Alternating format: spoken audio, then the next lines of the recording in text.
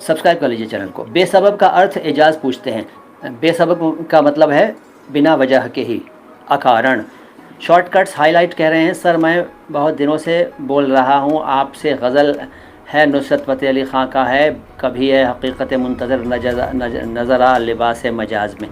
इसकी कुछ लाइनें मैं एक्सप्लेन कर चुका हूँ। MHMU बॉलीवुड मेरी जो प्लेलिस्ट है उसको देखिए, कुछ लाइनें एक्सप्लेन कर चुका हूँ, ठीक है। और ये नुसरत फ़तेह अली ख़ां की नहीं है, अल्लामा इकबाल का कलाम है ये। फ़तेह अली ख़ां ने तो गाई थी और बहुतों ने गाई है। विशाल अवहद कहते हैं, thank you so much sir ji, आप इतनी अच्छी तरह से समझाते हैं, हमारे जैसे न्यू एक्टर्स को बहुत हेल्प होती है।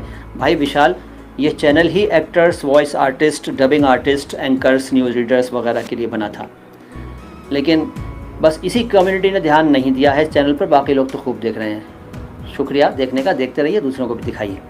आजकल के कलाकारों में उच्चारण का बहुत मसला है।